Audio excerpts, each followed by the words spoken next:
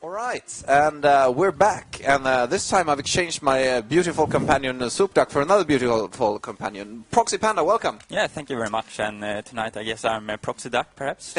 Yes!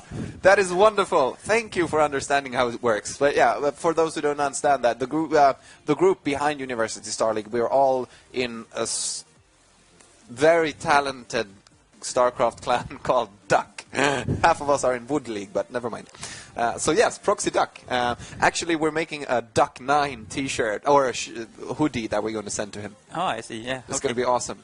But I think we're going to leave a short introductions around you two inside of the game. We might as well start the game, because usually, well, there's a little some macro going on before the games actually start. Yeah, sure, yeah. So go ahead. Yeah, I think we're going to throw ourselves into game number 1, and it's going to be between. We'll do that when we start the game. Actually, I don't know anything about these replays. They've been selected so that we exactly there we go. So that I didn't know anything about them. I've been trying to stay away from the webpage to not see what's happening. So.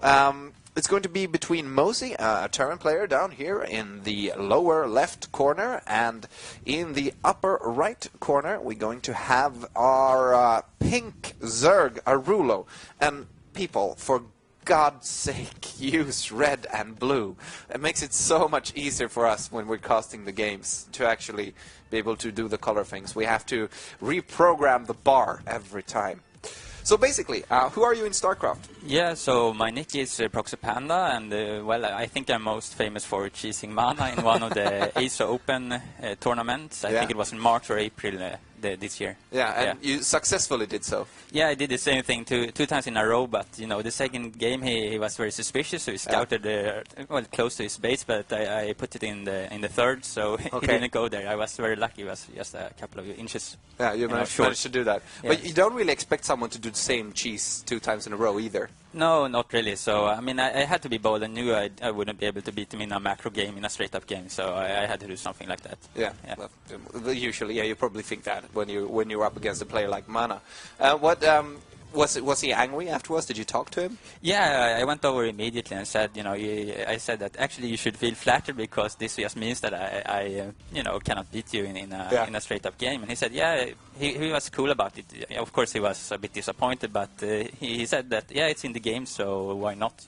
Yeah, exactly. It's part of the game, so you got to learn to hold that as a professional gamer. Yes, definitely. Most definitely. Because, yeah, you will, as you said, you will meet players who will cheese you because of the fact that they feel like they're not going to be able to beat you. But getting into the game at hand, we have MoSiE versus Arulo, and so far not much has happened. Very standard openings for each of these players. Yeah, I think it was a 15 pool from Zerg. After the hatch, of course, as we see. Exactly. So absolutely standard, hatch down and then a pool after. There's no problem really doing this against a Terran player. I mean, you can hold any type of bunker rushes with a little worker micro and so forth. So it's not too hard. What do we see from the Terran player? Nothing too far from the ordinary. We have a gas coming down. So yeah, and his worker has like 20 waypoints at the Zerg main. I don't know what he's really looking for. I think it seems like he's interested in the gas timings of the Zerg. Yeah, he's circling those 2 gas geysers, and that's of course quite interesting to see if there's going to be any type of early bust or anything coming from the gas geysers. And there's a transfer now of probes down, and we see the expansion coming down for MoSiE. So both of these players are taking an early expansion. Quite the usual opening. The only actual little bit of a deviation, I think, is that MoSiE actually did throw down his gas before he took his expansion. So he wasn't too aggressively expanding there. And yeah, and we can see actually that Arulo is not so happy with losing an Overlord this early. It messes up his timings completely. But yeah, we will see if he can compensate for this somehow. Exactly. I'm thinking that, yeah, well, of course, it's always annoying when you lose an Overlord that easy, that early in the game. And I don't know, he's probably kicking himself right now a little. I'm not sure about the league of these 2 players, since I know nothing about the replays. I haven't been checking those. I really don't know which league these two are in. I'm thinking let's see here. Are they both Platinum? Arulo's Platinum. What do we know about the other player? Nobody knows. All right, I'll see that when my communication officer gets the stream delayed in his headphones. Yeah. So and we have 2 idle links. I don't know really. Okay, now they are platinum and diamond. All right, okay, fair enough. yes. Okay, so the links. Yeah, they are scouting for maybe, I don't know, proxy things, or going around here, maybe heading for the Selnaga towers, perhaps, or maybe they will go and poke up. I think what they're... Yeah, exactly. I think part of what they're looking for is that there's usually types of strange timings around this time with popping out a lot of Marines. At least when you take your gas first, you can get your stim or combat shield, any type of those timings, and then actually run those Marines all the way around. I've seen a lot of players do that because you want to circumvent the 2 watchtowers in the middle. So I've seen a lot of people do the early Marine push, and since if you don't see it coming through the middle, then you might it might still be coming around the sides. So you got to watch out for that. And now the links are gone from one strange place to another. They are here at below the second, perhaps. Yeah, no, maybe looking for proxy, say factories or something like that. Yeah, I don't really know what they're doing down there. Actually, it's an interesting place to have them hanging out. I'm thinking they could be for just having them to scout with later on. I'm guessing hiding them there so that there will be no Hellions picking them off until they can go scout. And we're having a starport with a Banshee coming out for the Terran player, and Cloak accompanying that. And I don't think Arulo has figured this out yet. Oh. I'm just getting I'm getting a note here from my communications officer. He's good at communicating, even on paper. Just writes beautiful notes to us all the time. We know that actually Arulo is actually someone I know. Her name is Agnes, and I know her in real life actually, which is nice to have a game by her. It's always nice to have a bunch of female players in the tournament as well. Yeah, definitely. And definitely I think one of our best players, of course, is female. And yeah, with Madde, of course, from Team Quantic Gaming, who's probably going to kick a lot of ass in this tournament. Yeah, and as you said before, she's already qualified, and yeah, exactly. It's looking good. It's looking good going into round 2. So what do we have here? Just got to go back to the game. Could mention that these players are platinum and diamond, so they're still at least in the relatively same leagues. And we have the Hellions, a whole bunch of them, hanging out at the Watchtower, and a Banshee coming around. Did you do any damage with No, that not so far. And actually, Arulo has been very cautious and put the spore crawlers up several minutes ago. And we will see. The problem is the position of the spore crawlers. So he will get some gas drones unless Arulo does something here. Well, she has the queen here. Well, and retreating to the spore crawler. We will see if now the Banshee is closed. So as we see here, the spore crawler is a bit badly placed. Yes, it's a little bit badly placed. It's going to be hard for him to take that down. Oh, we did see it there for some reason, even though it was closed. Did he? Yeah, maybe the overseer popped. Yes, exactly. So she solved it that way. That's a good way to solve it, of course. Yeah, that spore crawler was a bit awkwardly placed in the middle of the mineral line. It does protect the probes there, but it doesn't protect the so important gas probes. As a Zerg players, you do not want to lose those gas geysers. No, and actually, she hasn't refilled the gas, so she's losing a lot of income due to this. That's a mistake, actually. Let's hope that she will notice that while doing a lava inject. Depends on how elite she is on her lava injects, if she's fast. There's a bunch of different ways of lava injecting. I know some people even do it through the minimap. Yes.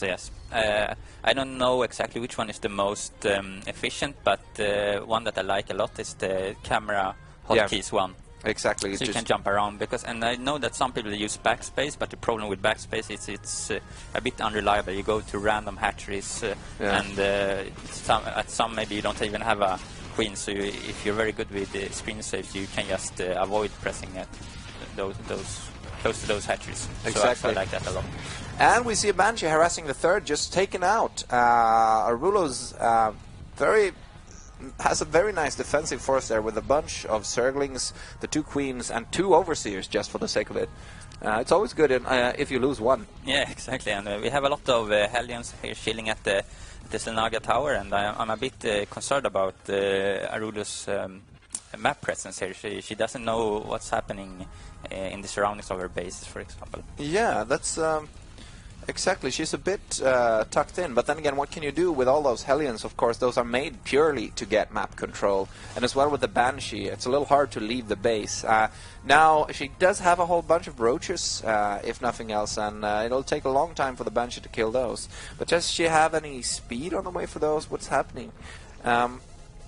She does have it on the way together with Ling attack, and there's a lot of Zerglings coming out, so she's looks like she's gearing up for an attack right now, actually.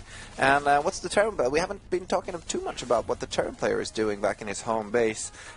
He's got all kinds of. He's got a third command center, yes. Yeah, he got it much earlier than the fourth third player, player, and but I think actually he hasn't used it for anything. No, not really, but well, he's getting the gas. Well, not the fourth, yeah, but the third, it's already a planetary fortress, and actually I think it's a bit misplaced. If yeah, I think it's a bit misplaced. It looks like it could have been built a bit closer. Looks like it could have been a little bit closer. It's a little awkward down there, but he wanted to give wanted to give the workers a bit of space. Yeah, it's always something, and. Arulo's keeps producing units. The question is she going to push with this soon? She's taken a fourth. So it seems like, and there's 13 drones in production again, so I'm thinking there was just that vision problem coming into hand. She didn't really know what was coming, so she had to produce something just in case. Yes, and now she's moving out towards the first tower. We'll see if the Hellions will be able to escape, and no, yes. I don't think so. No, the Hellions really didn't escape, and she ran that all over with the Lynx and the Lynx and the roaches. We had infestation pits coming up as well, 2 of them. It's always good to have an extra one in case of sniping. I'm guessing that was just a mistake of some sort. Of course, if you're playing in a tournament, and I know she was a little nervous before the tournament, saying that she really hadn't played in a long time, and she's playing against a diamond player. So, and we have an excellent defense, if nothing else, by MoSiE up here, and he's actually building 2 barracks to close off that entrance to the main as well. So this is going to be quite hard to actually push through here. The question is, what is he waiting for? Is he waiting for just maxing out, I guess? He's at 155 to her 167, so it's not too far from maxing out. I'm guessing he's going to have a nice maxed out tech army, and he's got upgrades as well coming for those tech units. A bunch of Thors, a whole bunch of tanks. And yeah, we haven't explicitly said so, but MoSiE is going mech, and then it's always very good to have high supply numbers. Otherwise, you can easily be surrounded. So it's very, very important that you get up high. And unfortunately, you have to turtle for a while, but maybe he will reap the benefits later. Yes, I'm thinking so. Mech is very hard to play from behind. It's absolutely a build where you need to have a bit of an advantage to, just as you say, build up that 200 supply army. And when you're up there, it starts to get really scary. It's hard to kill Thors as Zerg, unless you're Nest T and build 60 Banelings. Yeah, I remember that game. Yeah, that was hilarious. That was absolutely epic. So there's another hatchery that she wants to take, but I'm not sure if that's going to be stopped by the Banshee before the drone even manages to plant that down. I'm thinking, yes, this will be an epic showdown, and she gets the hatchery up right before the drone dies to the Banshee. Yeah, and we actually have a Banshee in trying to snipe off a lot of these infestors also. There's 3 Banshees here in all with Cloak, and they're sniping a whole bunch of infestors. This is really good use of those Banshees, and this is very bad for Arulo, actually. But she's fungling those as much as she can, yeah, really. But she's losing energy on this. I mean, it's not cost efficient at all. No, not in any way, actually. And she really, she gets a few very good transfuses off. But those slow queens are not really going to be able to chase down those whoa! Unless they just move in below. And there they go, picking one off. And MoSie's not looking at his Banshees. And it looks like he Yeah, he loses all of those Banshees. With a little micro, he could just have gotten those out of there very easily. I think he got maybe 6 to 8 infestors, and now we have a lot of Hellions in the 4th of Arulo. Yes, and in the 3rd at the same time. There's Hellions everywhere taking out a whole bunch of drones, and the question is how many is she going to lose before she manages to clean this up? She's coming in with units from everywhere, cleaning them out in the 3rd, but in the 4th ones, she actually blocks those with infestors. That was a bit pro. Blocking the way for those Hellions with her infestors, which actually, infestors are armored units, aren't they? So yes, they are armored, so they take less damage. They take a lot less damage, so that was a nice move from her, actually. And it's not looking too bad for her.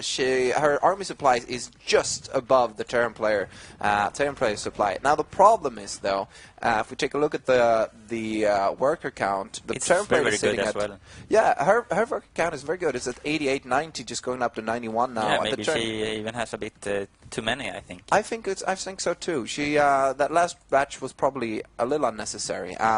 But what I'm thinking is that she wants to get up to that insane Zerg bank and then build a whole bunch of spine crawlers across the map and at the bases, as we usually see Zerg do. Yeah, and sometimes we see this oversupply trick where they build maybe 10, 20 spine crawlers and then build out of the larva, and after that they cancel the spine crawlers, so they are like at 212 supply. Yeah, exactly. That's been seen. I've seen that a bunch of times as well. Not as much anymore. That was a Korean trick of sorts. Yeah, maybe it's not trendy anymore. No, it's not trendy anymore. There's so much untrendy games, but that's fun watching Platinum and Diamond players. Oh, and there's a large engagement by these roaches, and the siege tanks are sieging, and that's going to look quite bad, I think, for Arulo. Yeah, this is really a bad engagement from Arulo. And now the infestors are coming afterwards, and they should have been there from the start. Then perhaps they could have made a dent into this army, but now it's just...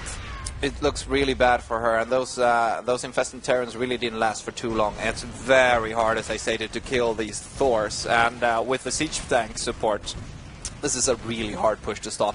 And Arulo's down to 116 supply to MoSie's 100 or 200 right now. Yes. He's maxed out again. So that was a very unfavorable exchange for Arulo. Yeah, and upgrade-wise, we have 2-1 for MoSiE here, and Arulo has 2-1 on the links, or actually 1-2 if you say the attack first. Yeah. I don't know about the roaches. What do they have in? Well, they have 2 actually, so they have 2-2. Yeah, exactly, and there's a missile attack level 3 coming, and Arulo decides to throw a lot of Zerglings out of Planetary Fortress, and she's going to be able to take that one out. That's a small victory, but then again, the Terran player has bases all over the place. He has an extra base down in the 4 or 5 o'clock corner, roughly. And she manages to take out 2 Banshees. Every little victory is a victory, but she loses 2 Infestors in the exchange. So I don't really think that was worth it in the end. Yeah, well, and actually, at least this Planetary Fortress snipe, it made MoSiE go back, retreat. I think actually he could have won if he had just moved into the... I think so too. Into the main of the Zerg, because if you're in the middle of the rally point of this of a Zerg, it's incredibly hard for them to do something about it. You need a lot of multitasking. And now, but he's going towards the 4th, and Arulo is abandoning that. Yeah, but Arulo decides that there's no way to defend that, and she's still down at 100, and she was at 116, but now up to 130, and MoSiE still at a quite nice 190, has a lot of bases going, and Arulo, I really don't know, what she can do about this. Well, she's building a lot of Lings, but Lings are really bad against Thors, actually. Yeah, at least in small numbers, and but what's going for her is that she has a big bank, so if a lot of these drones die, at least it will, open up a lot of supply for her. Yeah, but the question is, does she have enough larvae to do this? She's losing a lot of bases, so it's going to be hard for her to have the supply enough to create this. And she's actually having a lot of Broodlords popping right now. 1, 2, 3, 4, 5, 6, 7, 8 Broodlords are popping. So the question is, are these Broodlords going to be able to chase away the Thors from that high ground? They have a nice, good position, and she's building a lot of spine crawlers to just try to hold this off for as long as possible, and the Lings are running into the Thors, and they're doing quite a lot of damage, but I really don't think they're going to be able to do a lot. No, this is just to buy some time, and here the Broodlords come, actually. Yes, and there's a lot of Broodlings starting to take down the Thors. Even though the Broodlords are taking quite a lot of damage, I think that she should be able to take these down with ease. And after that, she has a lot of minerals, so So you should be able to retake a few bases, but is that going to help? Do you think? I don't know. Mostly behind this, he built around 4 more orbital commands and continue to do so at 6 o'clock. So I think the economy of MoSiE, he's already at almost the 6,000 and 4,000 gas, and while the bank of Arulo is well, quite quickly diminishing. Yeah, so very soon I'm thinking he's gonna start throwing SCVs into the mix of units. I mean, they can repair the Thors and tanks very well, and there's no need for those with that amount of command centers. Definitely, you just need for enough SCVs so you can have some gas. Yeah, exactly. That's basically all you want. And Observer is pointing out that, yes, the income for Arulo is really low. She's down 200 income right now compared to the basically 2,000 of our Terran players. So she's going to have a really hard time getting back into this. MoSiE's maxed again, and she's at 100 supply, so roughly half his supply. The question is why MoSiE isn't pushing. I mean, as a Diamond player, I think MoSiE could figure out that just building a bunch of Vikings, he could just push through this and win. Well, he doesn't feel that he has to, since he knows exactly how many bases that Arulo is on. Yeah. So as long as you have the better economy, you actually you never have to, push the advantage. No, that's true. I'm guessing yes that you don't. But then again, of course, there's the possibility of him letting her get back into the game. If he's very uncareful. And there's a lot of Thors here battling these Broodlords. The Broodlords are trying to take out the Thors, and they have 3/3/3 upgrades, which is absolutely insane. So they are very, very strong against the 0/0 Broodlords.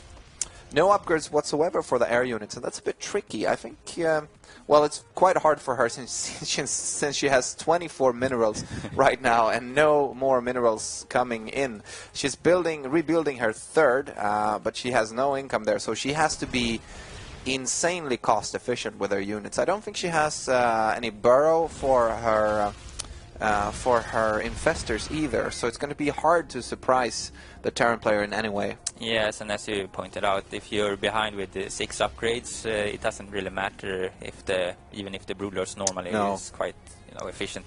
Exactly. And now it's really hard. As long as those Thors can actually reach the Broodlords, then they're going to melt away quite quickly.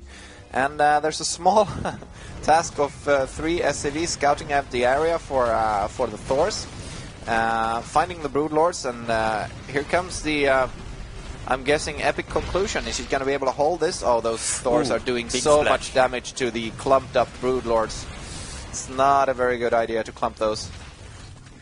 But MoSiE's taking this. MoSiE's playing, I gotta give him that. He's very, very patient. Yes, definitely. And well, I don't know, something to point out. For example, the range of the Thors is 10, while it is 9.5 for the Broodlords. So normally, for example, if you play, and there we have the GG. There we have the GG from Arulo. So for game number 1 was actually looking pretty good for her a while into the game, but she really let that Terran army max out on mech, and that's not a good idea in general. It didn't really help when those Broodlords popped. Yes, and also I think MoSiE was ahead in expansions almost the whole game, and that is never good. Well, as a Zerg player, to let your opponent of another race do that. Of course, now, and especially not a Terran player, because a Terran player can really take care of his macro if he's up a few bases. I'm thinking, since these are replays, we're gonna have to take a short break, it seems like, for the production, and we're gonna pop back in roughly 5 minutes and jump into game number 2. So stay tuned.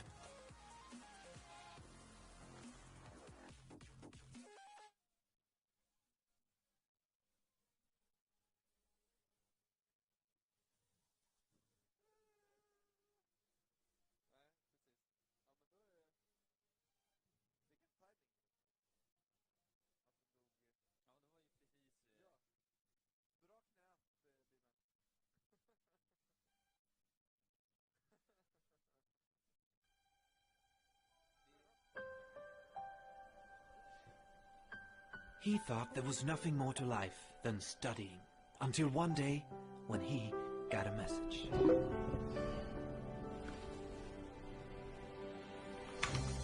Hey man, have you heard about the new University Star League? University Star League? What's that? It's a new league in StarCraft 2 for all university students in Stockholm. Boy, but I'm not really that good. Doesn't matter. Will there be beer? Of course there will be beer. And where will it be held? It's gonna be held at JD8. I gotta go check this thing out. And so he did. The very next day, he went to KTH to meet the crew and see where the finals would be held. It's incredible. He had to start exploring right away. This is the bar. This is where the barcraft will be. So much room for casual gaming. This has to be where the main event is going to be. I wonder what it will look like. In his mind, he envisioned the final event. People say, Wally, that's a Zerg. How do you do that? Well, you just place a few evolution chambers. I've seen This is gonna be amazing. But something interrupted his dreaming. There you are. Come on, let me show you the crew. Oh, super. Welcome to the office. He followed Douglas, the project manager, into the office, and there they all were. There was Lisa, the project coordinator. Send me the files from yesterday. Charlie, the lead programmer. Not now, coding. Petter, the creative director. Not possible. a fluorescent kite. No. Marco, the documentations officer. Oh, hello. Aron and Elin, communications officer and public relations. You hold the baby? I have to tweet. No, I'm making money here. And Gustav, My internet's down again. the slightly eccentric IT manager. Ethernet cable. Thank you. There you go. Together, they are the crew for University Star League. The league that cares about gaming, about StarCraft, about students. But most of all, they care about you.